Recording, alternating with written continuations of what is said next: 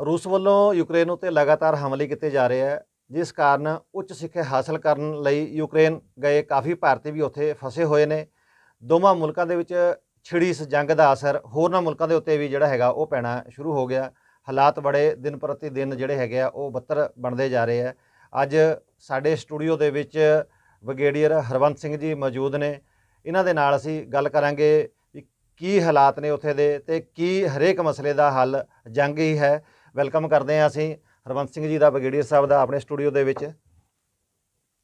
Brigadier ਸਾਹਿਬ, ਕੀ ਹੈ ਜਿਹੜਾ ਉੱਥੇ ਦੇ ਮੌਜੂਦਾ ਹਾਲਾਤ ਨੇ ਤੇ ਕੀ ਹਰੇਕ ਮਸਲੇ ਦਾ ਹੱਲ ਜੰਗ ਹੀ ਹੈ ਜਾਂ ਕੀ ਹੈ ਇਹ ਸਾਰਾ ਮਸਲਾ? ਇਹ ਮੌਜੂਦਾ ਹਾਲਾਤ ਨੂੰ ਡਿਸਕਸ ਕਰਨ ਤੋਂ ਪਹਿਲਾਂ ਸਾਨੂੰ ਇਹ ਡਿਸਕਸ ਕਰਨਾ ਚਾਹੀਦਾ ਕਿ ਜੰਗ ਹੋਈ ਕਿਉਂ, ਇਹਦਾ ਰੀਜ਼ਨ ਕੀ ਹੈ।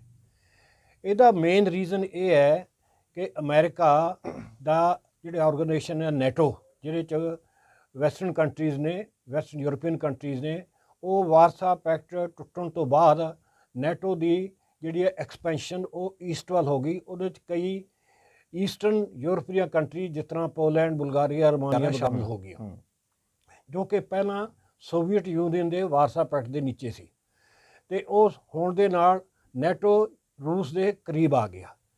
ਹੁਣ ਤੱਕ ਇਹ ਸਾਰਾ ਕੁਝ ਚੱਲਦਾ ਰਿਹਾ, ਰੂਸ ਨੇ ਰਿਐਕਟ ਨਹੀਂ ਕੀਤਾ ਕਿਉਂਕਿ ਪਹਿਲਾਂ ਰੂਸ ਕਾਫੀ ਕਮਜ਼ੋਰ ਸੀ। ਹੁਣ ਥੋੜ੍ਹੇ ਦਿਨਾਂ ਬਾਅਦ ਉਹਨਾਂ ਦੀ ਇਕੋਨਮੀ ਠੀਕ ਹੋ ਗਈ, ਉਹਨਾਂ ਦੀ ਬਾਕੀ ਹਾਲਤ ਠੀਕ ਹੋ ਗਈ, ਉਹ ਆਪਣੇ ਆਪ ਨੂੰ ਐਗਜ਼ਰਟ ਕਰਨਾ ਚਾਹੁੰਦੇ ਨੇ। ਦੂਜੀ ਗੱਲ, ਰੂਸ ਕੋਲੇ ਕੋਈ ਵਾਰਮ ਵਾਟਰ ਹਾਰਬਰ ਨਹੀਂ ਹੈ। ਉਹਦੇ ਜਿੰਨੀਆਂ ਹਾਰਬਰਸ ਨੇ ਉਹ ਨਾਰਥ ਵੱਲ ਨੇ, ਜਿਹੜੇ ਕਿ 6 ਮਹੀਨੇ ਜੰਮੇ ਰਹਿੰਦੇ ਨੇ। ਸਿਰਫ ਵਾਰਮ ਵਾਟਰ ਉਹਨਾਂ ਦੀ ਐਕਸੈਸ ਜਿਹੜੀ ਹੈ ਉਹ ਬਲੈਕ ਸੀ ਹੈ, ਸਾਊਥ ਯੂਕਰੇਨ ਦੇ ਜੋ ਨੀਚੇ ਹੈ ਉੱਥੋਂ ਦੀ ਉਹ ਵਪਾਰ ਕਰ ਸਕਦਾ। ਇਸੇ ਕਰਕੇ 2014 ਵਿੱਚ ਰੂਸ ਨੇ ਯੂਕਰੇਨ ਦਾ ਇੱਕ ਇਲਾਕਾ ਹੈ ਕ੍ਰਾਈਮੀਆ, ਉਸਨੂੰ ਕਬਜ਼ਾ ਕਰ ਲਿਆ ਸੀ ਔਰ ਉੱਥੇ ਉਹਨੇ ਆਪਣੇ ਆਪ ਨੂੰ ਮਿਲਾ ਲਿਆ ਤਾਂ ਕਿ ਉਹਦੀ ਐਕਸੈਸ ਜੋ ਹੈ ਬਲੈਕ ਸੀ ਦੇ ਨਾਲ ਲੱਗੀ ਰਹੇ। ਉੱਥੇ ਇੱਕ ਬਹੁਤ ਵੱਡੀ ਹਾਰਬਰ ਹੈ ਓਡੀਸ਼ਾ, ਉਹਦੇ ਥਰੂ ਰੂਸ ਵਪਾਰ ਕਰਦਾ ਰਹੇ। ਇਹ ਸਾਰਾ ਕੰਮ ਚੱਲਦਾ ਰਿਹਾ।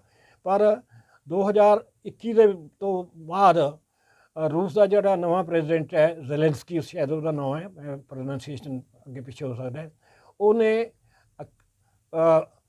ਅਮਰੀਕਾ ਨਾਲ ਗੱਲਬਾਤ ਕੀਤੀ ਕਿ ਯੂਕਰੇਨ ਨੂੰ ਨੈਟੋ ਵਿੱਚ ਸ਼ਾਮਿਲ ਕੀਤਾ ਜਾਵੇ। ਜੇ ਯੂਕਰੇਨ ਨੈਟੋ ਵਿੱਚ ਸ਼ਾਮਿਲ ਹੋ ਜਾਂਦਾ ਹੈ ਤਾਂ ਨੈਟੋ ਬਿਲਕੁਲ ਰੂਸ ਦੇ ਨਾਲ ਆ ਜਾਏਗਾ, ਜਿਹੜਾ ਕਿ ਰੂਸ ਨੂੰ ਮਨਜ਼ੂਰ ਨਹੀਂ ਹੈ। ਦੂਜਾ, ਰੂਸ ਦਾ ਜਿਹੜਾ ਵਾਰਮ ਵਾਟਰ ਐਕਸੈਸ ਹੈ ਬਲੈਕ ਸੀ ਦੇ ਥਰੂ ਉਹ ਖਤਮ ਹੋ ਜਾਏਗਾ। ਇਸ ਕਰਕੇ ਰੂਸ ਨੂੰ ਇਹ ਬਿਲਕੁਲ ਹੀ ਮਨਜ਼ੂਰ ਨਹੀਂ ਹੈ ਕਿ ਯੂਕਰੇਨ ਨੈਟੋ ਦੇ ਵਿੱਚ ਸ਼ਾਮਿਲ ਹੋ ਜਾਏ। ਔਰ ਇਸ ਚੀਜ਼ ਨੂੰ ਖਤਮ ਕਰਨ ਵਾਸਤੇ ਰਸ਼ੀਆ ਨੇ ਬੜੇ ਕਈ ਵਾਰਨਿੰਗ ਦਿੱਤੀਆਂ, ਪਰ ਕਿਉਂਕਿ ਉਹ ਵਾਰਨਿੰਗ ਨਹੀਂ ਮੰਨੀਆਂ ਗਈਆਂ, ਇਸ ਕਰਕੇ ਹੁਣ ਫਾਈਨਲੀ ਉਹਨਾਂ ਨੂੰ ਅਟੈਕ ਕੀਤਾ ਤਾਂ ਕਿ ਯੂਕਰੇਨ ਦੇ ਉੱਤੇ ਕਬਜ਼ਾ ਕਰਕੇ ਉਹ ਆਪਣੇ ਢੰਗ ਦੀ ਸਰਕਾਰ ਉੱਥੇ ਲਾ ਕਰ ਸਕੇ ਔਰ ਯੂਕਰੇਨ ਨੈਟੋ ਦਾ ਹਿੱਸਾ ਨਾ ਬਣੇ। ਇਹ ਹੈ ਲੜਾਈ ਦਾ ਮੇਨ ਰੀਜ਼ਨ। ਅੱਛਾ ਬ੍ਰਿਗੇਡੀਅਰ ਸਾਹਿਬ, ਜਿਵੇਂ ਹੁਣ ਰੂਸ ਨੇ ਯੂਕਰੇਨ ਦੇ ਉੱਤੇ ਹਮਲਾ ਕੀਤਾ, ਅਟੈਕ ਲਗਾਤਾਰ ਜਿਹੜਾ ਹੈਗਾ ਡੇਲੀ ਉਹ ਕਰਦੇ ਜਾ ਰਹੇ ਨੇ, ਕਈ ਜਾਨਾਂ ਵੀ ਚਲੇ ਗਈਆਂ, ਹੁਣ ਤੱਕ 137 ਜਾਨਾਂ ਵੀ ਚਲੇ ਗਈਆਂ, ਕੁਝ ਭਾਰਤੀ ਜਿਹੜੇ ਉਹ ਵਾਪਸ ਵੀ ਆ ਗਏ ਆ। ਕੀ ਜਿਹੜਾ ਹੈਗਾ ਰੂਸ ਯੂਕਰੇਨ ਤੇ ਕਬਜ਼ਾ ਕਰਕੇ ਆਪਣੇ ਆਪ ਨੂੰ ਸ਼ਕਤੀਸ਼ਾਲੀ ਦੇਸ਼ ਬਣਾਉਣਾ ਚਾਹੁੰਦਾ? ਯੂਕਰੇਨ ਤੇ ਕਬਜ਼ਾ ਕਰਨਾ ਮੇਨ ਰੀਜ਼ਨ, ਜਿਸ ਤਰ੍ਹਾਂ ਮੈਂ ਪਹਿਲਾਂ ਦੱਸਿਆ ਕਿ ਯੂਕਰੇਨ ਨੂੰ ਨੈਟੋ ਤੋਂ ਦੂਰ ਰੱਖਣਾ ਹੈ। ਦੂਸਰਾ, ਯੂਕਰੇਨ ਦੇ ਵਿੱਚ ਆਪਣੀ ਕਿਸਮ ਦੀ ਸਰਕਾਰ ਬਣਾਉਣੀ ਹੈ। ਜੇ ਯੂਕਰੇਨ ਦੇ ਵਿੱਚ ਆਪਣੀ ਕਿਸਮ ਦੀ ਸਰਕਾਰ ਹੈ ਤਾਂ ਆਟੋਮੈਟਿਕਲੀ ਰੂਸ ਮਜ਼ਬੂਤ ਹੋਏਗਾ, ਕਿਉਂਕਿ ਉਹ ਨੈਟੋ ਇੱਕ ਬਫਰ ਸਟੇਟ ਬਣ ਜਾਏਗਾ। ਨੈਟੋ ਦਾ ਰੂਸ ਨਾਲ ਸਿੱਧਾ ਸੰਬੰਧ ਨਹੀਂ ਹੋਏਗਾ। ਦੂਸਰਾ, ਬਲੈਕ ਸੀ ਦੀ ਜੇ ਪੋਰਟਸ ਹੈ ਉਹਦੀ ਐਕਸੈਸ ਲਾਗੂ ਰਹੇਗੀ ਔਰ ਰਸ਼ੀਆ ਹੋਰ ਵਪਾਰ ਕਰਕੇ ਤਕੜਾ ਬਣਦਾ ਰਹੇਗਾ, ਇਕੋਨਮੀ ਸੁਧਰੇਗੀ ਔਰ ਉਹਨੂੰ ਫਾਇਦਾ ਹੋਏਗਾ। ਅੱਛਾ, ਜਿਵੇਂ ਉੱਥੇ ਜੰਗ ਲੱਗੀ ਹੋਈ ਆ, ਹੋਰਨਾਂ ਦੇਸ਼ਾਂ ਦੇ ਵਿੱਚ ਵੀ ਇਹਦਾ ਸੇਕ ਜਾ ਰਿਹਾ ਤੇ ਇਹਦੇ ਕਾਰੋਬਾਰ ਦੇ ਉੱਤੇ ਜਾਂ ਜਿਹੜਾ ਹੈਗਾ ਆਪਾਂ ਖਾਣ ਪੀਣ ਦੇ ਉੱਤੇ ਜਿਹੜਾ ਕਹੀਏ ਉਹਦਾ ਕਿੰਨਾ ਕੁ ਅਸਰ ਪਏਗਾ? ਇਹਦਾ ਬਹੁਤ ਅਸਰ ਪਏਗਾ, ਕਿਉਂਕਿ ਅਮਰੀਕਨ ਔਰ ਵੈਸਟਰਨ ਯੂਰਪੀਅਨ ਕੰਟਰੀਜ਼ ਜਿਹੜੀਆਂ ਨੇ ਉਹਨਾਂ ਨੇ ਰਸ਼ੀਆ ਦੇ ਉੱਤੇ ਸੈਂਕਸ਼ਨਸ ਲਾਉਣੀਆਂ ਨੇ। ਇਹਦਾ ਮਤਲਬ ਹੈ ਕਿ ਰੂਸ ਦੀਆਂ ਚੀਜ਼ਾਂ ਉਹ ਨਾ ਹੀ ਖਰੀਦਣਗੇ, ਨਾ ਹੀ ਕਿਸੇ ਨੂੰ ਖਰੀਦਣ ਦੇਣਗੇ। ਰੂਸ ਦੇ ਜੋ ਮੇਨ ਐਕਸਪੋਰਟ ਹੈ ਉਹ ਹੈਗੀ ਗੈਸ ਅਤੇ ਤੇਲ। ਜੇ ਗੈਸ ਅਤੇ ਤੇਲ ਉੱਥੇ ਜਾਣਾ ਬੰਦ ਹੋ ਜਾਂਦਾ ਰੂਸ ਤੋਂ ਬਾਹਰ, ਤਾਂ ਨੈਚੁਰਲੀ ਉਹਦੀਆਂ ਕੀਮਤਾਂ ਵੱਧ ਜਾਣਗੀਆਂ। ਜੋ ਵਰਲਡ ਵਾਈਡ ਕੀਮਤਾਂ ਵਧਣਗੀਆਂ, ਅੱਜ ਤਕਰੀਬਨ $100 ਇੱਕ ਬੈਰਲ ਦੀ ਕੀਮਤ ਹੈ ਕਰੂਡ ਆਇਲ ਦੀ। ਅਗਰ ਉਹ ਕੀਮਤ ਹੋਰ ਵੱਧਦੀ ਹੈ ਉਹਦਾ ਬਾਕੀਆਂ 'ਤੇ ਵੀ ਅਸਰ ਹੋਏਗਾ ਔਰ ਸਾਡੇ 'ਤੇ ਵੀ ਅਸਰ ਹੋਏਗਾ, ਕਿਉਂਕਿ ਅਸੀਂ ਬਹੁਤ ਸਾਰਾ ਆਪਣਾ ਕਰੂਡ ਆਇਲ ਜਿਹੜਾ ਬਾਹਰੋਂ ਮੰਗਵਾਉਂਦੇ ਹਾਂ ਔਰ ਸਾਡੇ 'ਤੇ ਉਹਦਾ ਅਸਰ ਪਏਗਾ। ਦੂਜਾ, ਯੂਕਰੇਨ ਫੂਡ ਸਰਪਲਸ ਕੰਟਰੀ ਹੈ, ਉੱਥੇ ਬਹੁਤ ਅਨਾਜ ਹੁੰਦਾ ਹੈ। ਜੇ ਇਸ ਤਰ੍ਹਾਂ ਦਾ ਜੰਗ ਕਰਕੇ ਸੈਂਕਸ਼ਨ ਲੱਗਦੀਆਂ ਨੇ ਤੇ ਵਪਾਰ ਦੇ ਰਸਤੇ ਬੰਦ ਹੁੰਦੇ ਨੇ ਤਾਂ ਦੁਨੀਆ ਦੇ ਵਿੱਚ ਜੋ ਫੂਡ ਸਪਲਾਈ ਹੈ ਉਹ ਘੱਟ ਹੋ ਜਾਏਗੀ ਔਰ ਉਹਦੇ ਨਾਲ ਉਹਦੀ ਪ੍ਰਾਈਸਿਸ ਵੱਧ ਜਾਣਗੀਆਂ। ਹਾਲਾਂਕਿ ਇਹਦਾ ਸਾਨੂੰ ਫਾਇਦਾ ਹੋਏਗਾ ਕਿਉਂਕਿ ਅਸੀਂ ਵੀ ਫੂਡ ਸਰਪਲਸ ਕੰਟਰੀ ਹਾਂ, ਪਰ ਸ਼ਾਰਟ ਟਰਮ ਦੇ ਵਿੱਚ ਜਦ ਤੱਕ ਉਹ ਸਾਡੇ ਕੋਲੋਂ ਖਰੀਦਣਗੇ ਉਦੋਂ ਤੱਕ ਉਹਨਾਂ ਨੂੰ ਕਾਫੀ ਮਹਿੰਗੀ ਹੋ ਜਾਏਗੀ ਔਰ ਫੂਡ ਸ਼ਾਰਟੇਜ ਹੋ ਜਾਏਗੀ ਉਹਦੇ ਕੰਟਰੀਜ਼ ਵਿੱਚ ਜੋ ਯੂਕਰੇਨ ਤੋਂ ਫੂਡ ਮੰਗਾਉਂਦੇ ਨੇ। ਅੱਛਾ, ਪੰਜਾਬ ਨੂੰ ਜਾਂ ਇੰਡੀਆ ਨੂੰ ਕੋਈ ਇਹਦਾ ਕੋਈ ਫਾਇਦਾ ਹੋ ਸਕਦਾ? ਜਿਵੇਂ ਤੁਸੀਂ ਕਿਹਾ ਫੂਡ ਵਾਲੀ ਜਿਹੜੀ ਤੁਸੀਂ ਗੱਲ ਕੀਤੀ ਹੈ, ਜਿਹੜਾ ਉਹ ਦੇਸ਼ ਹੈਗਾ ਯੂਕਰੇਨ, ਕੀ ਪੰਜਾਬ ਤੋਂ ਵਿੱਚੋਂ ਜਾਂ ਇੰਡੀਆ ਦੇ ਵਿੱਚੋਂ ਉੱਥੇ ਕੋਈ ਜੇ ਫੂਡ ਆਈਟਮਸ ਜਿਹੜਾ ਜਾਣਗੀਆਂ ਤਾਂ ਸਾਡਾ ਕਾਰੋਬਾਰ ਨਹੀਂ ਵਧੇਗਾ ਉਹਦੇ ਨਾਲ?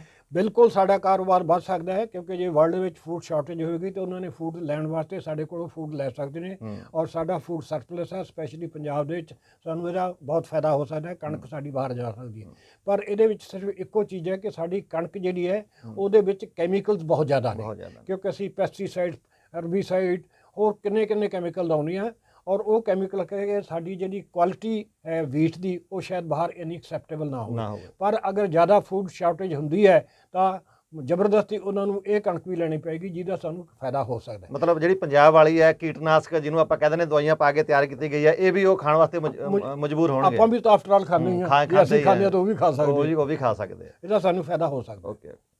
ਅੱਛਾ ਬ੍ਰਿਗੇਡੀਅਰ ਸਾਹਿਬ, ਇੱਕ ਚੀਜ਼ ਹੋਰ ਦੱਸਿਓ ਵੀ ਜੰਗ ਉੱਥੇ ਲੱਗੀ ਹੋਈ ਹੈ ਅਤੇ ਮਾਰੋ ਧਾੜ ਉੱਥੇ ਚੱਲ ਰਹੀ ਹੈ ਅਤੇ ਯੂਕਰੇਨ ਜਿਹੜਾ ਹੈਗਾ ਇੰਡੀਆ ਤੋਂ ਵੀ ਮਦਦ ਮੰਗ ਰਿਹਾ, ਹੋਰ ਦੇਸ਼ਾਂ ਤੋਂ ਵੀ ਮਦਦ ਮੰਗ ਰਿਹਾ, ਪਰ ਜਦੋਂ ਆਪਣਾ ਜਿਹੜਾ ਹੈਗਾ ਪਰਮਾਣੂ ਜਿਹੜਾ ਪ੍ਰੀਖਣ ਸੀਗਾ ਜਾਂ ਅੱਤਵਾਦ ਦੇ ਵਿਸ਼ਿਆਂ ਦੇ ਉੱਤੇ ਜਦੋਂ ਵੀ ਕਿਸੇ ਦੂਜੇ ਦੇਸ਼ ਨਾਲ ਗੱਲ ਕਰਦੇ ਸੀ ਜਾਂ ਪਾਕਿਸਤਾਨ ਸਾਡੇ ਤੇ ਹਮਲੇ ਕਰਨ ਦੀ ਗੱਲ ਕਰਦਾ ਸੀ, ਉਦੋਂ ਤਾਂ ਯੂਕਰੇਨ ਨੇ ਜਿਹੜਾ ਹੈਗਾ ਆਪਣੇ ਹੱਥ ਪਿੱਛੇ ਖਿੱਚ ਲਏ ਸੀਗੇ।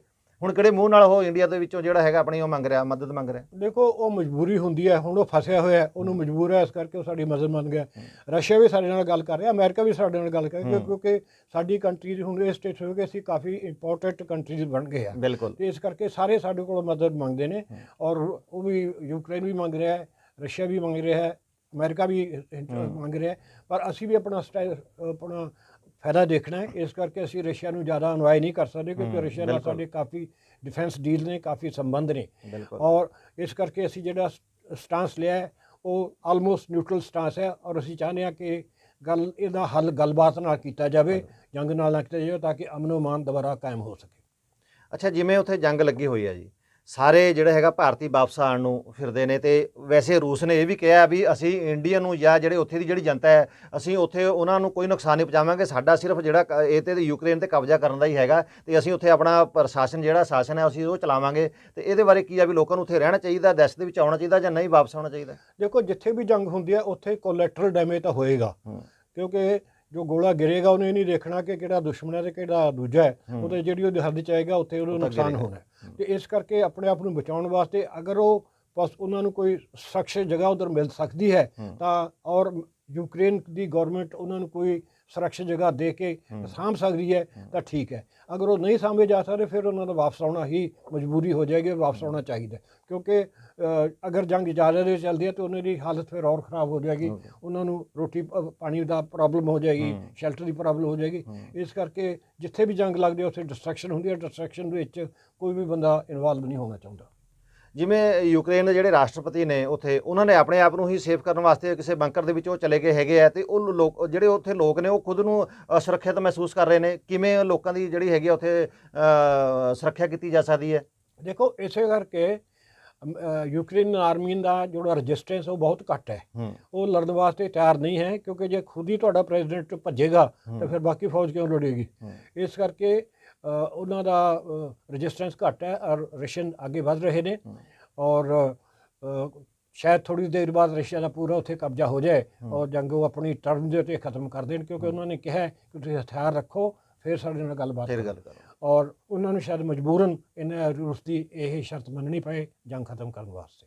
ਅੱਛਾ, ਜਿਵੇਂ ਉੱਥੇ ਯੂਕਰੇਨ ਤੋਂ ਲੋਕ ਵਾਪਸ ਆ ਰਹੇ ਨੇ ਅਤੇ ਜਿਹੜੀ ਉੱਥੇ ਦੀ ਸਰਕਾਰ ਹੈ, ਜਿਹੜਾ ਪ੍ਰਸ਼ਾਸਨ ਹੈ, ਉਹ ਉੱਥੇ 18 ਸਾਲ ਤੋਂ ਲੈ ਕੇ 60-50 ਸਾਲ ਦੇ ਜਿਹੜੇ ਹੈਗੇ ਆ ਮੈਨਸ ਨੇ ਉਹਨਾਂ ਨੂੰ ਉੱਥੇ ਉਹ ਰੱਖ ਰਹੇ ਨੇ ਵੀ ਤੁਸੀਂ ਬਾਕੀ ਬੱਚਿਆਂ ਨੂੰ ਆਪਣੀ ਲੇਡੀਜ਼ ਨੂੰ ਤੁਸੀਂ ਬਾਹਰ ਭੇਜ ਦਿਓ ਅਤੇ ਤੁਸੀਂ ਇੱਥੇ ਰਹੋ ਅਤੇ ਤੁਸੀਂ ਇੱਥੇ ਜੰਗ ਲੜੋ। ਉਹਨਾਂ ਨੂੰ ਹਥਿਆਰ ਵੀ ਮੁਹੱਈਆ ਕਰਵਾਏ ਜਾ ਰਹੇ ਨੇ। ਕੀ ਇਹਦੇ ਨਾਲ ਜੰਗ ਜਿੱਤੀ ਜਾ ਸਕਦੀ ਹੈ ਰੂਸ ਨਾਲ? ਨਹੀਂ, ਰੂਸ ਯੂਕਰੇਨ ਦੇ ਮੁਕਾਬਲੇ ਬਹੁਤ ਜ਼ਿਆਦਾ ਤਕੜਾ ਹੈ, ਹਾਲਾਂਕਿ ਥੋੜ੍ਹਾ ਰਜਿਸਟੈਂਸ ਦੇਣ ਦੀ ਕੋਸ਼ਿਸ਼ ਕਰ ਰਹੇ ਨੇ ਪਰ ਓਵਰਆਲ ਰੂਸ ਨੂੰ ਰੋਕਣਾ ਉਹਨਾਂ ਵਾਸਤੇ ਪੋਸੀਬਲ ਨਹੀਂ ਹੈ। ਔਰ ਜਿੱਥੋਂ ਤੱਕ ਨੈਟੋ ਦਾ ਸਵਾਲ ਹੈ, ਨੈਟੋ ਉੱਥੇ ਆ ਨਹੀਂ ਸਕਦਾ ਕਿਉਂਕਿ ਯੂਕਰੇਨ ਨੈਟੋ ਦਾ ਹਿੱਸਾ ਅਜੇ ਤੱਕ ਨਹੀਂ ਬਣਿਆ। ਅਗਰ ਉਹ ਬਣਿਆ ਹੁੰਦਾ ਤਾਂ ਨੈਟੋ ਦਾ ਜਿਹੜਾ ਹੈ ਐਗਰੀਮੈਂਟ, ਉਹਦੀ ਟ੍ਰੀਟੀ ਨੰਬਰ 5 ਕਹਿੰਦੀ ਹੈ ਕਿ ਅਗਰ ਕਿਸੇ ਵੀ ਦੇਸ਼ ਦੇ ਉੱਤੇ ਹਮਲਾ ਹੈ ਤਾਂ ਉਹ ਪੂਰੇ ਨੈਟੋ ਦੇਸ਼ ਦੇ ਉੱਤੇ ਹਮਲਾ ਸਮਝਿਆ ਜਾਏਗਾ ਔਰ ਉਹਦੀ ਮਦਦ ਵਾਸਤੇ ਆਉਣਗੇ। ਪਰ ਕਿਉਂਕਿ ਯੂਕਰੇਨ ਨੈਟੋ ਦਾ ਹਿੱਸਾ ਅਜੇ ਨਹੀਂ ਹੈ ਔਰ ਉਸੇ ਨੂੰ ਰੋਕਣ ਵਾਸਤੇ ਸਾਰੀ ਜੰਗ ਹੋਈ ਹੈ, ਇਸ ਕਰਕੇ ਯੂਕਰੇਨ ਦਾ ਹਾਰ ਜਾਣਾ ਲਾਜ਼ਮੀ ਹੈ। ਪਰ ਫੇਸ ਸੇਵਿੰਗ ਡਿਵਾਈਸ ਵਾਸਤੇ ਸ਼ਾਇਦ ਕੋਈ ਤਰੀਕਾ ਲੱਭਿਆ ਜਾਏ ਕਿ ਉਹਨਾਂ ਦੀ ਜ਼ਿਆਦਾ ਬੇਇੱਜ਼ਤੀ ਨਾ ਹੋਏ ਔਰ ਉਹ ਜੋ ਰੂਸ ਦੀਆਂ ਟਰਮਸ ਨੇ ਉਹਨੂੰ ਮੰਨ ਕੇ ਲੜਾਈ ਨੂੰ ਖਤਮ ਕੀਤਾ ਜਾ ਸਕਦਾ।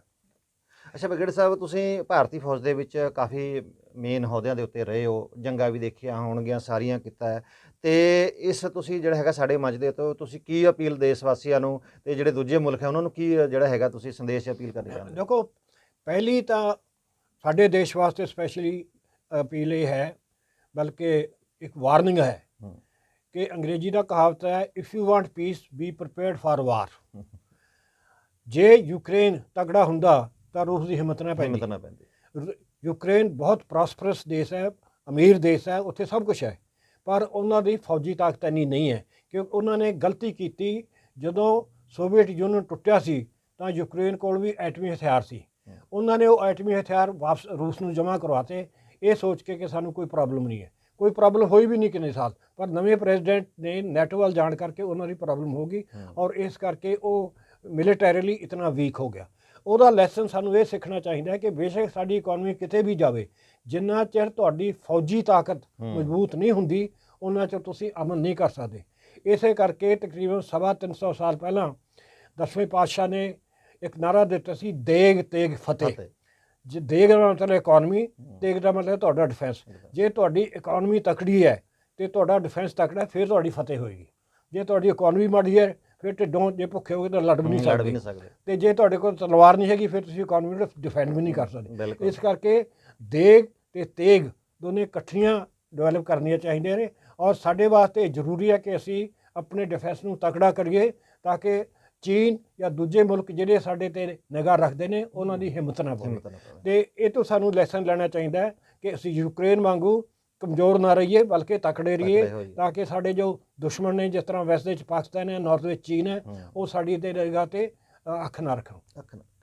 ਦੂਜਾ ਸਵਾਲ ਹੁੰਦਾ ਹੈ ਕਿ ਕੀ ਜੰਗ ਸਾਰੇ ਮਸਲਿਆਂ ਦਾ ਹੱਲ ਹੈ? ਜੰਗ ਮਸਲਿਆਂ ਦਾ ਹੱਲ ਨਹੀਂ ਹੈ, ਪਰ ਜੰਗ ਦੀ ਜੇ ਤੁਸੀਂ ਡੈਫੀਨੇਸ਼ਨ ਦੇਖੋ, ਜੰਗ is politics by other means. ਜੰਗ ਲੋਕ ਪੋਲੀਟਿਕਸ ਵਾਸਤੇ ਕਰਦੇ ਨੇ, ਜੰਗ ਕੋਈ ਜੰਗ ਵਾਸਤੇ ਨਹੀਂ ਕਰਦਾ, ਕਿਉਂਕਿ ਇੱਥੇ ਨੈਟੋ ਦੀ ਪੋਲੀਟਿਕਸ ਇਨਵੋਲਵਡ ਹੈ ਕਿ ਨੈਟੋ ਨੂੰ ਦੂਰ ਰੱਖਿਆ ਜਾਵੇ ਤਾਂ ਰੂਸ ਨੇ ਜੰਗ ਕੀਤਾ। ਅਗਰ ਨੈਟੋ ਵਾਲੇ ਦੀ ਇਹ ਪੋਲੀਟਿਕਸ ਨਾ ਹੁੰਦੀ ਕਿ ਅਸੀਂ ਈਸਟ ਵੱਲ ਐਕਸਪੈਂਡ ਕਰਨਾ ਤਾਂ ਜੰਗ ਨਾ ਹੁੰਦੀ। ਇਸ ਕਰਕੇ ਜੰਗ ਨੂੰ ਹਟਾਇਆ ਨਹੀਂ ਜਾ ਸਕਦਾ। ਜੰਗ ਬੇਸ਼ੱਕ ਕਿਸੇ ਮਸਲੇ ਦਾ ਹੱਲ ਨਹੀਂ ਹੈ, ਪਰ ਜੰਗ ਤੋਂ ਬਗੈਰ ਕੋਈ ਇਲਾਜ ਵੀ ਨਹੀਂ ਹੈ। ਜਦੋਂ ਤੁਹਾਡੀ ਐਗਜ਼ਿਸਟੈਂਸ, ਤੁਹਾਡੀ ਜਿਉਣਾ ਹੀ ਮੁਸ਼ਕਿਲ ਹੋ ਜਾਏ, ਤੁਹਾਡੀ ਐਗਜ਼ਿਸਟੈਂਸ ਖਤਮ ਹੋ ਜਾਏ, ਫਿਰ ਜੰਗ ਕਰਨਾ ਜ਼ਰੂਰੀ ਹੈ ਔਰ ਉਹ ਜੰਗ ਵਾਸਤੇ ਤੁਹਾਡੇ ਕੋਲ ਤਾਕਤ ਹੋਣੀ ਚਾਹੀਦੀ ਹੈ। ਜੇ ਤਾਕਤ ਨਹੀਂ ਹੈ ਤਾਂ ਤੁਸੀਂ ਹਮੇਸ਼ਾ ਹਾਰਦੇ ਰਹੋਗੇ। ਜੇ ਤੁਹਾਡੇ ਕੋਲ ਤਾਕਤ ਹੈ ਤਾਂ ਤੁਹਾਨੂੰ ਦੂਸਰੇ ਮਸਲੇ ਹੱਲ ਕਰਨ ਦੀ ਵਾਸਤੇ ਤੁਹਾਡੀ ਇੱਕ ਕਿਸਮ ਦੀ ਵਾਇਲੈਂਟ ਪੋਲੀਟਿਕਸ ਕਰਕੇ ਕੋਈ ਤੁਹਾਡੇ ਨਾਲ ਪੰਗਾ ਨਹੀਂ ਲਏਗਾ। ਜੇ ਤੁਸੀਂ ਕਮਜ਼ੋਰ ਹੋ ਫਿਰ ਸਾਰੇ ਪੰਗਾ ਲੈਣਗੇ। ਇਸ ਕਰਕੇ ਇਸ ਤੋਂ ਇੱਕ ਲੈਸਨ ਹਿੰਦੁਸਤਾਨ ਜੇ ਅਸੀਂ ਆਪ ਤਾਕਤਵਰ ਹੋਵਾਂਗੇ ਤਾਂ ਦੂਜਾ ਸਾਡੇ ਕੋਲ ਦੇਖੇਗਾ ਹੀ ਨਹੀਂ। ਤਾਕਤ ਨਾਲ ਕੋਈ ਪੰਗਾ ਨਹੀਂ ਲੈਣਾ, ਮਾੜੇ ਦੇ ਹਰੇਕ ਪੰਗਾ ਲੈ ਲੈਂਦਾ। ਇਸ ਕਰਕੇ ਸਾਨੂੰ ਲੈਸਨ ਇਹ ਲੈਣਾ ਚਾਹੀਦਾ ਯੂਕਰੇਨ ਤੋਂ ਕਿ ਅਸੀਂ ਆਪਣੀ ਡਿਫੈਂਸ ਨੂੰ ਤਕੜਾ ਕਰੀਏ, ਹੋਰ ਤਕੜਾ ਕਰੀਏ, ਤਾਂ ਕਿ ਚੀਨ, ਸਪੈਸ਼ਲੀ ਚੀਨ ਸਾਡੇ 'ਤੇ ਮੈੜੀ ਨਜ਼ਰ ਨਾ ਰੱਖੇ ਔਰ ਅਸੀਂ ਆਪਣੇ ਆਪ ਨੂੰ ਇਤਨਾ ਮਜ਼ਬੂਤ ਕਰੀਏ ਕਿ ਉਹਨਾਂ ਦੀ ਹਿੰਮਤ ਨਾ ਪਵੇ ਸਾਡੇ ਅਗੇਂਸਟ ਕੁਝ ਕਰਨ ਦੀ। ਪਿਆਰੇ ਦਰਸ਼ਕੋ, ਤੁਸੀਂ ਦੇਖਿਆ ਕਿ ਯੂਕਰੇਨ ਦੇ ਮੌਜੂਦਾ ਹਾਲਾਤਾਂ ਬਾਰੇ ਅਸੀਂ ਬ੍ਰਿਗੇਡੀਅਰ ਹਰਬੰਸ ਸਿੰਘ ਦੀ ਉਹਨਾਂ ਦੇ ਨਾਲ ਗੱਲਬਾਤ ਕੀਤੀ ਹੈ। ਬ੍ਰਿਗੇਡੀਅਰ ਸਾਹਿਬ ਕਾਫੀ ਤਜਰਬਾ ਰੱਖਦੇ ਨੇ ਜੰਗਾਂ ਦਾ ਤੇ ਮੌਜੂਦਾ ਹਾਲਾਤਾਂ ਦੇ ਨਾਲ ਕਿਵੇਂ ਜਿਹੜਾ ਹੈਗਾ ਨਜਿੱਠਣਾ, ਇਹਨਾਂ ਦੇ ਨਾਲ ਜਿਹੜਾ ਹੈਗਾ ਅਸੀਂ ਇਹਨਾਂ ਨੇ ਵਿਸਥਾਰ ਦੇ ਨਾਲ ਸਾਡੇ ਸਰੋਤਿਆਂ ਦੇ ਨਾਲ ਜਿਹੜਾ ਹੈਗਾ ਆਪਣੇ ਵਿਚਾਰ ਸਾਂਝੇ ਕੀਤੇ ਨੇ। ਬੜੀ ਡਿਟੇਲ ਦੇ ਵਿੱਚ ਹਰੇਕ ਗੱਲ ਦੇ ਹਰੇਕ ਪਹਿਲੂ ਦੇ ਉੱਤੇ ਬੜੇ ਤਰੀਕੇ ਦੇ ਨਾਲ ਇਹਨਾਂ ਨੇ ਸਾਡੇ ਨਾਲ ਗੱਲ ਕੀਤੀ ਹੈ। ਆਉਣ ਵਾਲੇ ਦਿਨਾਂ ਦੇ ਵਿੱਚ ਅਸੀਂ ਹੋਰ ਵੀ ਅਜਿਹੀਆਂ ਸ਼ਖਸੀਅਤਾਂ ਦੇ ਤੁਹਾਨੂੰ ਰੂਬਰੂ ਕਰਾਉਂਦੇ ਰਵਾਂਗੇ। ਮੈਨੂੰ ਦਿਓ ਇਜਾਜ਼ਤ, ਧੰਨਵਾਦ।